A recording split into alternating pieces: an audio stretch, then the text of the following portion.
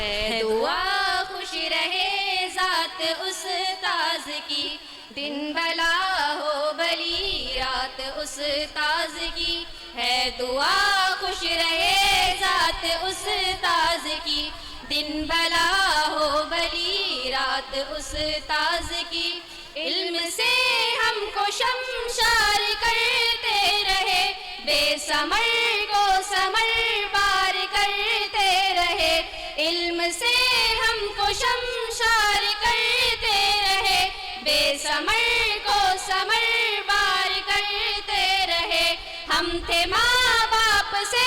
دور برسوں تلک، باپ ماں جیسا وہ پیار کرتے رہے، ہم تھے ماں باپ سے دور برسوں تلک، باپ ماں جیسا وہ پیار کرتے رہے، کیا کہیں ہم عنایات استاذ کی، دن بھلا ہو بھلی رات استاذ کی، ہے دعا خوش رہے ذات استاذ کی، دن بھلا ہو بھلی رات استاذ کی، ہے دعا خوش رہے ذات استاذ کی، دن بھلا ہو بھلی رات استاذ کی،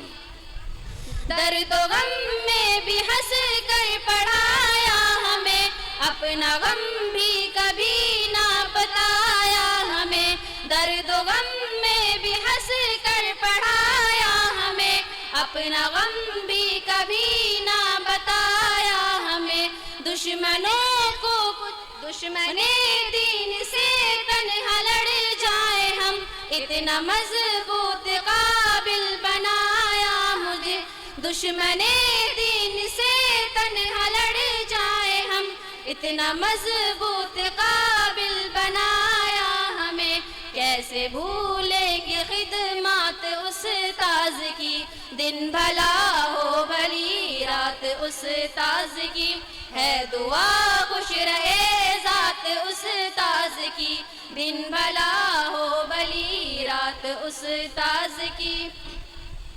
گرتے گرتے سنبھلنا سکھایا ہمیں، شمع حق بن کے جلنا سکھایا ہمیں، گرتے گرتے سنبھلنا سکھایا ہمیں، شمع حق بن کے جلنا سکھایا ہمیں، دشمنوں کو کچلنا سکھایا ہمیں، زندگی کو بدلنا سکھایا ہمیں، دشمنوں کو کچلنا سکھایا ہمیں، زندگی کو بدلنا سکھایا ہمیں، ہم ہیں جو بھی ہیں سوغات استاذ کی، دن بھلا ہو بھلی رات استاذ کی، ہے دعا خوش رہے ذات استاذ کی، دن بھلا ہو بھلی رات استاذ کی،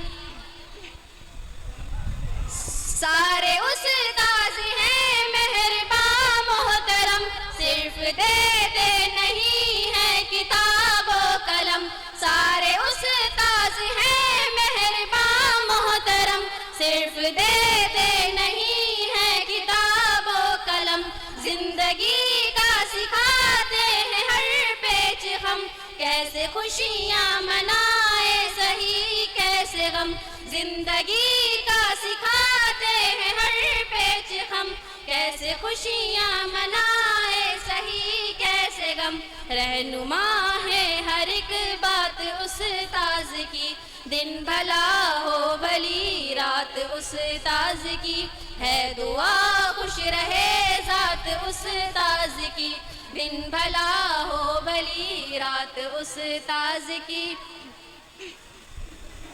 اپنے استاذ کے حق میں ہے یہ دعا، رب کی جانب سے بہتر جزا ہو عطا، اپنے استاذ کے حق میں ہے یہ دعا، رب کی جانب سے بہتر جزا ہو عطا، لمحہ لمحہ خوشی کا گلستان ہو، چھو نہ پائے کبھی ان کو کوئی بلا، لمحہ لمحہ خوشی کا گلستان ہو، چھو نہ پائے کبھی ان کو کوئی بلا، خوبصورت ہو حالات کی، دن بھلا ہو بھلی رات استاذ کی، ہے دعا خوش رہے ذات استاذ کی، دن بھلا ہو بھلی رات استاذ کی۔ السلام علیکم۔ نحمدہ ونصلی علی رسول الکریم، اما بعد، فاعوذ باللہ من الشیطان الرجیم، بسم اللہ الرحمن الرحیم۔ میری پیاری ماں اور بہنوں، آج کے اس بابرکت جلسے میں مجھے جس عنوان پر لب کشائی کرنے کا موقع ملا ہے وہ ہے 6 گناہگار عورتیں، اور میں امید کرتی ہوں اور آج کے اس بیان میں بتاؤں گی کہ رسول اللہ صلی اللہ علیہ وسلم معراج کی شب جب آپ نے جہنم کا مشاہدہ کیا تو وہاں 6 طرح کی گناہگار عورتوں کو دیکھا، اور وہ عورتیں کس وجہ سے گناہ میں مبتلا تھی تو میں یہ بات آپ کو تفصیل کے ساتھ بتانا چاہوں گی، اور ان کے گناہوں کی شدت کو دیکھ کر ہمارے اور آپ کے آقا حضور صلی اللہ علیہ وسلم کی آنکھوں میں آنسو آ گئے۔ تو میری آپ سے یہ گزارش ہے کہ اس بیان کو دھیان سے سنیں تاکہ ہمیں یہ معلوم ہو جائے کہ کہیں ان 6 گناہگار عورتوں میں ہمارا نام تو نہیں آتا، اور اگر آج تک ہم وہ گناہ کر رہے ہیں تو آج ہی توبہ کریں اور اللہ رب العزت سے صراط مستقیم پر چلنے کی توفیق مانگیں۔ سیدہ فاطمہ الزہرا رضی اللہ تعالی عنہا نے اپنے بابا جان سے پوچھا کہ اے بابا جان، آپ نے جہنم کا مشاہدہ کیا تو آپ نے جہنم میں جو عورتوں کو دیکھا تو ان کی کیفیت کیا تھی؟ اس پر حضور اکرم صلی اللہ تعالی علیہ وسلم نے فرمایا کہ میں نے 6 طرح سے عورتوں کو عذاب میں گرفتار پایا۔ آقا علیہ السلام فرماتے ہیں کہ فاطمہ، میں نے جہنم کا مشاہدہ کیا تو میں نے کیا دیکھا کہ ایک عورت لٹکی ہوئی ہے، اللہ اکبر، صرف لٹکی ہوئی نہیں بلکہ اس کے بالوں کے ذریعے اسے جہنم میں لٹکایا گیا۔ اور میری بہنوں، یہ کسی سیاسی لیڈر کی گفتگو نہیں ہے، یہ کسی خطیب کی خطابت نہیں ہے، یہ اس رسول کا کلام ہے جس نے اپنی زبان کو اتنا محتاط رکھا کہ جب تک حکم الہی نہیں ہوتی اس وقت تک زبان رسول کو جنبش نہیں ہوتی، اور وہ زبان کیا جس کو تمام کن کی کنجی کہے، اس کی نافذ حکومت پر لاکھوں سلام، اور وہ دہن جس کی ہر بات وحی خدا ہے، چشم علم حکمت پر لاکھوں سلام۔ اللہ کے سچے نبی صلی اللہ تعالی علیہ وسلم فرماتے ہیں کہ ایک عورت کو جہنم میں اس کے سر کے بالوں کے بل لٹکایا گیا، اور اس کا حال یہ تھا کہ اس کی کھوپڑی کھول رہی تھی، جہنم کی آگ کی تیزی کی وجہ سے اس کی کھوپڑی کھول رہی تھی۔ میری بہنوں، اے میری جنت کی خاتون رضی اللہ تعالی عنہا کی کنیزوں، اگر بتی کی تلک برداشت نہ کر پانے والی میری بہنوں صرف جہنم میں تمہیں لٹکایا جاتا تو وہ بھی کیا کم تھا؟ وہ جہنم جس کی آگ دنیا کی آگ سے 70 گنا زیادہ تیز ہے، کوئی برداشت کرنے والا نہیں، بڑے سے بڑا طاقت اور قوت والا اسے برداشت نہیں کر سکتا، اور دنیا کی آگ پتھر کو نہیں جلا سکتی، لیکن جہنم کی آگ اتنی تیز ہے کہ جس میں پہاڑ بھی پگھل جائے۔ تو ذرا سوچو کہ ہمارے اس خاکی جسم کا اس جہنم میں کیا حال ہوگا۔ آقا علیہ السلام فرماتے ہیں کہ اے فاطمہ، میں نے جہنم میں کچھ عورتوں کو اوندھی لٹکی ہوئی دیکھا، ان کے بالوں کے ذریعے انہیں جہنم میں لٹکایا گیا۔ اس پر سیدہ فاطمہ الزہرا رضی اللہ تعالی عنہا نے پوچھا کہ اے بابا جان، آخرکار ان کا قصور کیا تھا، انہیں کس وجہ سے یہ عذاب دیا جا رہا تھا؟ اس پر حضور صلی اللہ تعالی علیہ وسلم نے فرمایا کہ وہ عورت جو کھلے سر اور بغیر پردہ کیے رہتی تھی، اسے جہنم میں اس کے سر کے بالوں کے ذریعے لٹکایا گیا اور اس کے دماغ کو ہانڈی کی طرح کھولایا گیا، گلے میں روپٹے کو مفرل کی طرح ڈال کر فیشن کے نام پر نکلنے والیوں، مجھے بتاؤ ذرا کہ اللہ رب العزت کے اس عذاب سے کوئی تمہیں بچا سکے گا؟ اپنے اوپر رحم کرو۔ اے خاتون جنت رضی اللہ تعالی عنہا کی کنیزوں، یاد رکھنا جب جسم کا رشتہ روح سے ٹوٹ جاتا ہے نا تو کبھی ان میں کوئی کام آنے والا نہیں، نہ ماں کام آئے گی، نہ اولاد کام آئے گی، نہ بھائی بہن کام آئیں گے، نہ شوہر کام آئے گا۔ کیوں اپنے گلے میں روپٹے کو مفرل کی طرح ڈال کر پھرتی ہو؟ کیا روپٹے گلے میں ڈالنے کے لیے ہوتے ہیں؟ روپٹے گلے میں ڈالنے کے لیے نہیں ہوتے، روپٹے تو سر اور سینے کو چھپانے کے لیے ہوتے، روپٹے پردے کے لیے ہوتے۔ سیریل دیکھ دیکھ کر اور فلمیں دیکھ دیکھ کر اپنی آخرت کو برباد نہ کرو۔ سن لو، ہم سیریل اور فلمیں دیکھ کر ان کی نقل کرنے والی نہیں ہیں، بلکہ ہم تو مصطفیٰ جان رحمت صلی اللہ تعالی علیہ وسلم کی کنیز ہیں۔ ہم تو فاطمہ الزہرا رضی اللہ تعالی عنہا کی کنیز ہے۔ میری بہنوں، کل بھی تمہیں عزت ملی تھی تو مصطفیٰ جان رحمت मोहम्मद सल्लल्लाहु ताला अलैहि वसल्लम के कदमों में आने से ही मिली थी, और अगर आज भी इज्जत चाहती हो तो उनके कदमों में आने से ही तुम्हें इज्जत मिलेगी। इसलिए आज ही तौबा करो और अपने इस कमजोर और नाजुक जिस्म को अल्लाह रब्बुल इज्जत के अज़ाब से बचाना चाहती हो तो अहद करो कि मेरे सर के बाल को कोई नहीं देखेगा, कोई गैर महरम मेरे सर के बाल को नहीं देख सकेगा।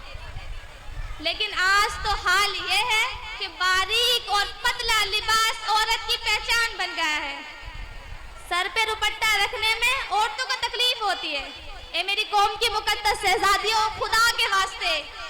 जिस जहन्नम में पहाड़ भी पिघल जाए उस जहन्नम में तुम्हारे इस जिस्म का क्या हाल होगा। हदीस पाक में आता है कि हुजूर अकरम सल्लल्लाहु ताला अलैहि वसल्लम फरमाते हैं कि जो औरत बेपर्दा खुले सर रहती है उसके बारे में आका अलैहिस्सलातु सलाम फरमाते हैं कि अल्लाह ताला ने उस पर जन्नत की खुशबू भी हराम फरमा दी है। तो मेरी बहनों, इसलिए आज ही तौबा करो। और वो दूसरी औरत जिस पर अजाब का सबब बताया गया है, हुजूर सल्लल्लाहु अलैहि वसल्लम ने फरमाया कि वो दूसरी औरत वो थी जिसे ज़बान के बल जहन्नम में लटकाया गया। आका अलैहिस्सलातु सलाम फरमाते हैं कि वो औरत जो ज़बान के बल जहन्नम में लटकी गई थी, उसके गुनाह का सबब ये था कि वो अपने शौहर से बदतमीजी करती थी, ज़बान दराजी करती थी। और बिलाशुबा बाज़ औरतों में ये बुरी खसलत पाई जाती है कि वो बहुत ज़्यादा ज़बान दराज, बदगो और ज़्यादा ज़बान चलाकर अपने शौहर को तकलीफ पहुंचाने की आदी होती है। और ये बात तो मर्दों के लिए भी जायज़ नहीं कि वो अपनी ज़बान से अपनी बीवी को नाहक तकलीफ पहुंचाए, बल्कि ये बात मर्दों के लिए बाइस अज़ाब है और गुनाह है। लेकिन इस हदीस में ये सिफत खास तौर से औरतों के लिए बताई जा रही है कि वो बात बात पर शौहर से लड़ती हैं, बदतमीजी करती है, शौहर को तकलीफ पहुंचाती है और ईज़ा पहुंचाती है। ऐसी खवातीन के लिए ये अज़ाब बताया जा रहा है कि उसे जहन्नम में ज़बान के बल लटकाया जाएगा। इसलिए खवातीन इस बात का ख्याल रखें कि वो अपनी ज़बान से ऐसा कलमा ना निकालें जिससे उसके शौहर को तकलीफ पहुंचे।